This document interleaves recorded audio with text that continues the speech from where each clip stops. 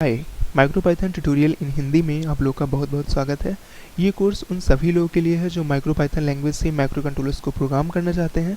तो इस ट्यूटोरियल में हम ESP8266 को प्रोग्राम करना सीखेंगे। So first I want to tell you one thing that ये ज़रूरी नहीं है कि माइक्रोपाइथन लैंग्वेज से माइक्रो कंट्रोलर्स को प्रोग्राम करने के लिए आप लोग को पहले से कोई प्रोग्रामिंग लैंग्वेज आनी चाहिए। यहाँ पर हम लोग स्टेप बाय स्टेप लैंग्वेज की सारी चीज़ें जानेंगे जिनकी हेल्प से हम माइक्रो कंट्रोलर्स को प्रोग्राम करेंगे। मैं आप लोगों को बहुत ही सिंपल और अच्छे तरीके से माइक्रो पाइथन का यूज़ करके माइक्रो कंट्रोलर्स की प्रोग्रामिंग बताऊंगा। अब जिन लोगों को पहले से पाइथन लैंग्वेज आती है या जो लोग पहले से आर्डिनो या कोई अदर आईडी से माइक्रो कंट्रोलर्स को प्रोग्राम कर चुके हैं उनके लिए तो ये काफ़ी अच्छा है। और जिन लोगों ने अभी तक माइक्रो कंट्रोलर्स की प्रोग्रामिंग नहीं की है या फिर जिनको कोई भी अदर प्रोग्रामिंग लैंग्वेज नहीं भी आती है तो वो लोग भी इस ट्यूटोरियल को एकदम सही से समझ पाएंगे और माइक्रो पाइथन लैंग्वेज से कंट्रोलर्स की प्रोग्रामिंग कर पाएंगे।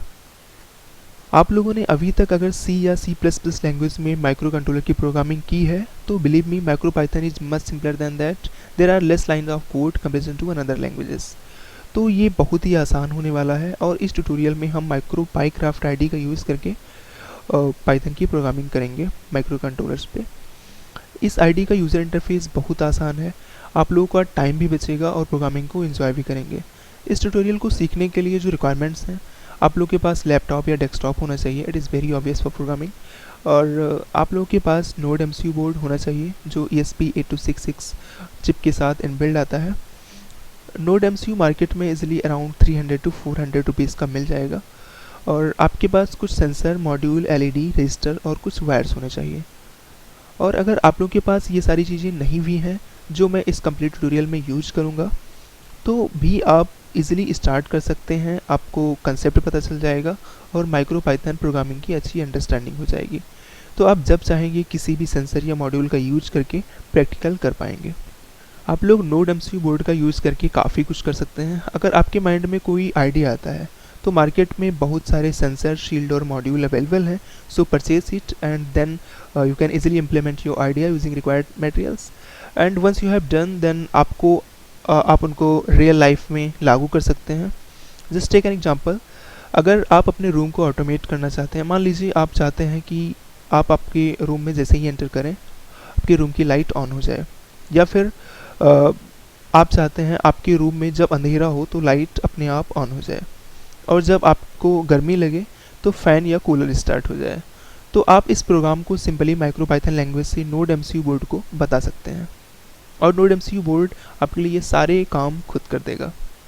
रूम की लाइट सेंस करने के लिए नोड MCU से एक लाइट डिपेंडेंट रजिस्टर जोड़ देंगे और जैसे ही अंधेरा होगा सेंसर नोड MCU को एक सिग्नल देगा लाइट ऑन करने के लिए। अब नोड MCU का माइक्रो कंट्रोलर जैसे ही सेंस करेगा वो एक सिग्नल रिले को देगा और आपकी रूम की लाइट ऑन हो जाएगी। और इसी तरह फ़ैन ऑन करने के लिए ESP8266 से एक टेम्परेचर सेंसर जोड़ देंगे और माइक्रो कंट्रोलर को समझा देंगे कि मुझे 25 डिग्री सेल्सियस पे गर्मी लगना स्टार्ट हो जाती है। अब जैसे ही माइक्रो कंट्रोलर को थ्रेशोल्ड से ज़्यादा वैल्यू मिलेगी तो आपके लिए तुरंत फ़ैन ऑन कर देगा। So this is very simple. इस तरह से आप अपने रूम को ऑटोमेट कर सकते हैं। And if we talk about industrial automation तो वहाँ पर बहुत बार ऐसा होता है कि बहुत ज़्यादा देर तक मोटर चलते चलते मोटर हीट हो जाती है और उसकी कॉइल जल जाती है। तो उसके लिए वहाँ पर सेंसर्स यूज़ किए जाते हैं। जब मोटर ज़्यादा हीट हो जाए तो ऑटोमेटिक एक लाइट ऑन हो जाए ताकि वहाँ के लोगों को पता चल जाए, या फिर ऑटोमेटिक एक्स्ट्रा कूलिंग स्टार्ट हो जाए। तो ये सारी चीज़ें भी माइक्रो कंट्रोलर और प्रोग्रामिंग की मदद से होती हैं। There is a story, few months ago I was an internship, तो वहाँ पर केचअप फिलिंग वगैरह होता था। सो आई गॉट अ टास्क कि वहाँ पर जो फिलिंग मशीन थी उसमें कोई प्रॉब्लम हो गई थी, तो केचअप फिलिंग में मटेरियल थोड़ा बहुत कम ज़्यादा हो जा रहा था। तो वहाँ पर मैंने एक वेट सेंसर लगा दिया जिसको लोड सेल बोलते हैं। इंडस्ट्रियल सेंसर लगभग एक्यूरेट वैल्यू देते हैं, तो वेट के हिसाब से मैंने वहाँ पर एक माइक्रो कंट्रोलर और लोड सेल की मदद से सेटअप कर दिया था और वो सारी चीज़ें वर्क करने लगी थी। तो ऐसी बहुत सारी चीज़ें हैं जो आप लोग माइक्रो कंट्रोलर और प्रोग्रामिंग की मदद से कर सकते हैं। These are stories just for your motivation and I hope आप लोगों ने ये वीडियो एंजॉय किया होगा। So keep upgrading yourself. Thank you. This is Aman. See you next video.